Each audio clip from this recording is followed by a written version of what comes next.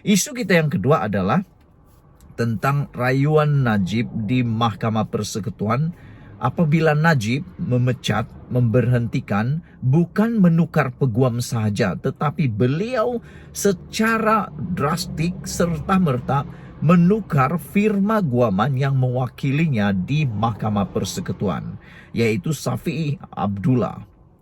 Apa yang berlaku ini? Persoalan penting yang nak kita ulas adalah sejauh mana kesediaan peguam baru Najib itu dan adakah akan diluluskan. Seorang peguam yaitu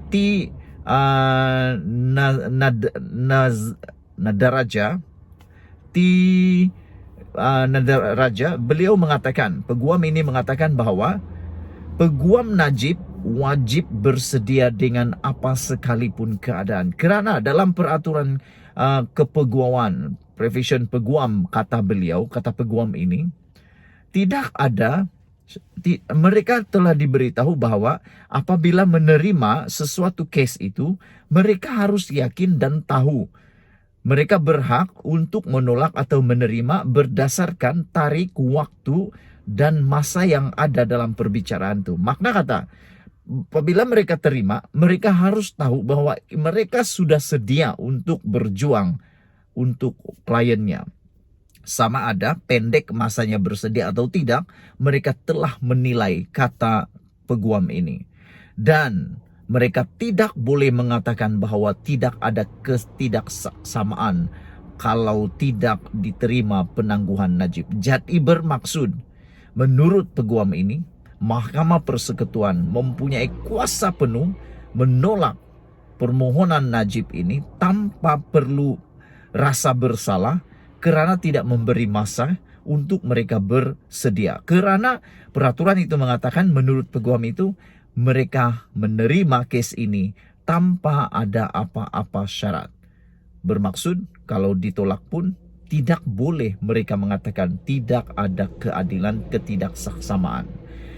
Persoalan yang kedua yang peguam ini jawab adalah, adakah keputusan boleh diperoleh pada tahun ini? Menjelang sebelum hujung tahun ini, jawapan beliau amat mengejutkan Najib. Kerana mengecewakan Najib, kerana menurut peguam itu, boleh dapat, yang penting tidak ada masalah yang timbul. So, apa akan terjadi kepada Najib selepas ini? Kita akan lihat 10 hari lagi, bermula pada 10 hingga 18 Ogos, pada bulan Ogos ini, perbicaraan Najib akan disambung lagi dalam rayuan terakhir di Mahkamah Persekutuan. Kalau kamu nak tanya Najib kalah atau tidak, aku tak tahu. Kerana itu hak mahkamah dan kita tak nak menyinggung ataupun kita tak nak mengulas perkara itu, kena itu hanya mahkamah yang tahu. Tetapi apakah Najib akan ditangguhkan permohonannya? Aku fikir hakim lebih arif dan aku fikir mungkin permohonan Najib akan ditolak. Sekian dulu untuk isu kali ini. Jangan lupa tinggalkan komen anda, tekan butang subscribe. Malaysia kita punya, kita jaga sama-sama. Cintai Malaysia ku. Kita jumpa lagi. Bye-bye. Selamat petang, salam sejahtera. Terima kasih kerana bersama dengan saya di Nazilin Unity Channel. Hari ini kita nak ulas dua perkara. Perkara pertama tentang politik Malaysia berkaitan dengan rang undang-undang anti lompat parti. 11 individu yang tak hadir dalam pengundian menentukan lulus atau tidak rang undang-undang anti lompat parti itu telah pun didedahkan. Antara 11 nama yang yang tak hadir itu akan kita ulas sebentar lagi.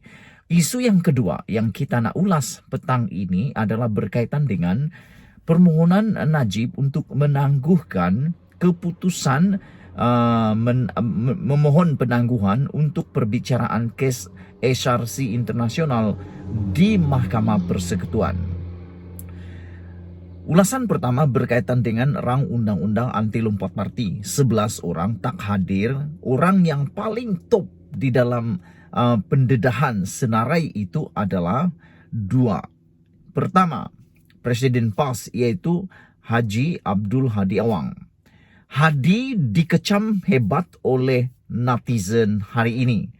Mereka membandingkan kehadiran Hadi dalam mesyuarat Perikatan Nasional beberapa hari yang lalu dengan ketidakhadirannya di dalam Dewan Rakyat.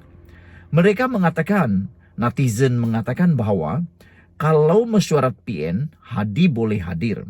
Tapi kenapa dalam mesyuarat Dewan Rakyat yang lebih penting, lebih besar, bahkan itu tugas hakikinya, beliau gagal hadir. Bahkan dalam pengundian yang paling penting menentukan dasar, menentukan perlembagaan, menentukan hayat masa depan negara dan politik negara, dia tidak hadir. Ada orang memberikan komen, ada orang memberikan penerangan bahwa beberapa waktu Hadi tak hadir dalam mesyuarat di Dewan Rakyat kerana masalah kesihatan dan temu janji di IJN. Tetapi ada yang memberikan fakta bahwa takkanlah setiap hari pula. Dan yang mengejutkan, boleh pula hadir dalam mesyuarat PN. Tapi tak boleh hadir di Dewan Rakyat, terutama dalam pengundian. Aku fikir Hadi perlu memberikan jawaban. Dan ada juga netizen yang memberikan cadangan. Sekiranya ahli-ahli parlimen ini yang tak hadir, bukan pada kali ini saja, tapi pada waktu akan datang, kalau itu adalah satu mesyuarat yang perlu memberikan keputusan berkaitan perlembagaan, potong gaji mereka. Kenapa kalau penjawat awam yang lain, mereka katakan, netizen di dalam sesi soal jawab dalam komen dalam channel saya, mereka menjawab, bersesi jawab mengatakan bahwa kenapa kalau penjawat awam yang lain tak hadir kerja dipotong gaji. Tapi ahli parlimen yang tak datang mesyuarat Dewan Rakyat itu kerja hakiki mereka. Mereka sebagai penggubal undang-undang, kenapa mereka tak dipotong gaji? Kenapa? Tanpa sebab, tanpa ada huraian, tanpa ada pemberitahuan, tak hadir pula. Jadi netizen mencadangkan supaya lebih baik dipotong gaji ahli parlimen yang tak hadir mesyuarat tersebut. Kerana hakiki kerja mereka ini adalah bermesyuarat, menentukan, meminda ataupun menggubal undang-undang, itu adalah ahli parlimen. Jadi mereka sangat-sangat mencadangkan supaya dipotong saja gaji ahli-ahli parlimen yang tak hadir tu. Orang kedua yang paling top yang disebut di dalam media sosial yang tak hadir mesyuarat itu adalah seorang daripada ahli parlimen Sabah berasal dari Warisan, yaitu Muhammadin Ketapi. Muhammadin Ketapi terkenal kerana sikapnya yang telah lompat parti daripada Warisan, pindah kepada satu parti dan pindah lagi. Amat mengejutkan keputusan beliau ini. Aku pun tak tahulah.